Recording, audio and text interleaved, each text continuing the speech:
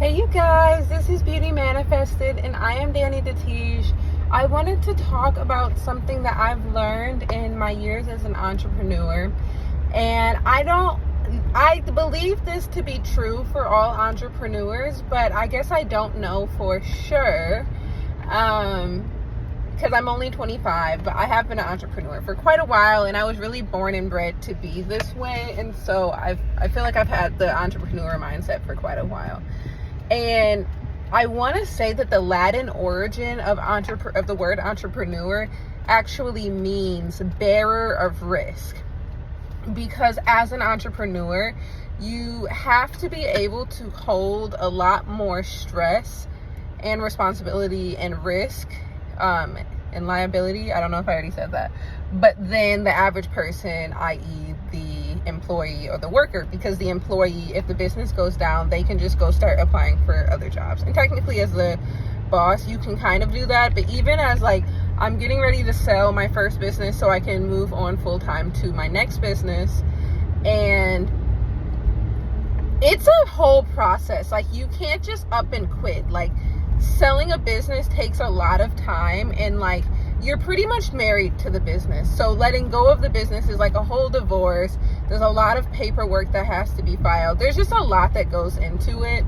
I forgot to file my franchise, something regarding the franchise, and they shut my account down. And then I had to go and make all these calls and be on hold and do all this stuff. And that's something that an employee just doesn't have to handle. They get their little W-2 every year. They file their taxes on TurboTax. They get a tax refund check and they go about their business. There's just a lot that they don't have to do. And so I want to talk about a couple of lessons just off the top of my head that I've learned about how to hold that risk. And the reason that this is even coming up today is because I woke up today with so much anxiety,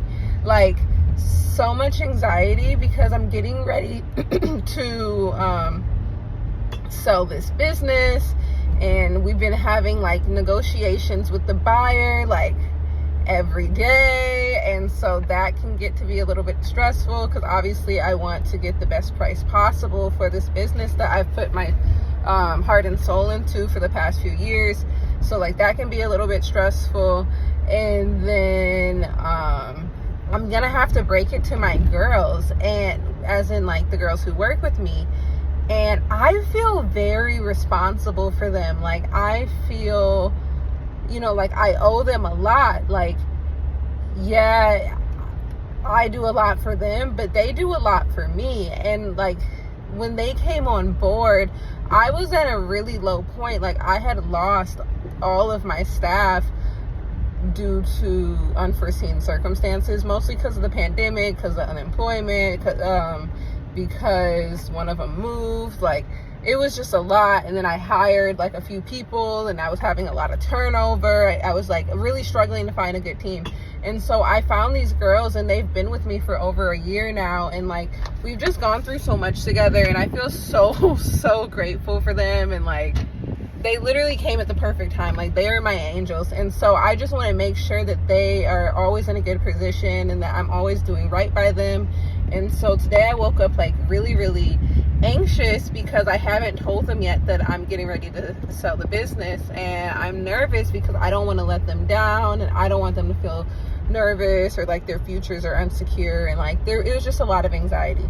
So a few ways that I deal with this: one, if you guys follow this channel, I feel you know what I'm gonna say: prayer and gratitude all day, every day.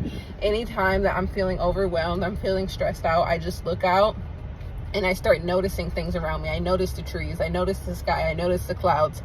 And this sounds so small, but so often you drive to work and you don't notice anything around you. So just taking a moment to sink into the present moment and then notice all the things around you, and then not even notice them, but then feel gratitude for them. Wow, these trees are so beautiful. It's such a beautiful day. The sky is so wonderful. And just bringing those positive thoughts, and that starts to ease my worries. And then thanking God that I'm alive, that eases my worries.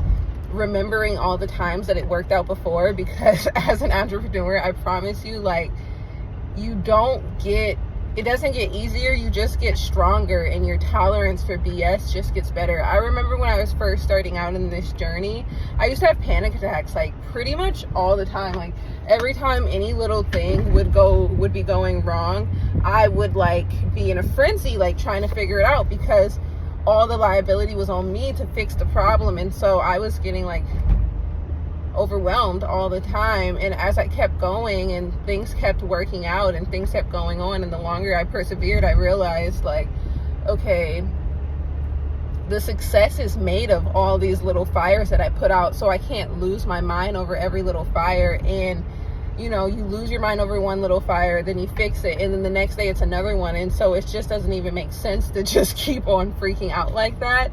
And so remembering all the times that it works out, that's another way that I become grounded in the moment. Being prepared and being organized, that's another way that I am able to stay grounded in the moment and hold all the liability and the risk that's on my shoulders. Having people who I can talk to who are entrepreneurs, or even who aren't entrepreneurs. My mother is an entrepreneur, but not right now. Right now, she's working for a company, but she very much understands all that goes with it. And even if not, she's my mother, and she's just like a very good listener. So having her, I don't hide anything from her, even the hard things, even the failures. Like, and I used to do that because I would be so ashamed that I wasn't performing at the level that I thought I needed to be performing at, and I was kind of letting myself down. And so I wouldn't want to tell anyone that I was struggling because I was embarrassed and I was full of shame, because I wanted to, you know, you want to always be like the successful entrepreneur who's making $100,000 a month, and sometimes that's just not the case. So I had to learn to be really open and transparent with my mother or my trusted advisors. And that way, and that has really helped me a lot, because even if someone's not an entrepreneur, you would be shocked at how someone can help you. And especially if you do have some trusted advisors who are entrepreneurs, like you might have a problem and they know someone who literally their profession is fixing that problem. Like, you're not the first person to start a business. You're not the first person to have this problem.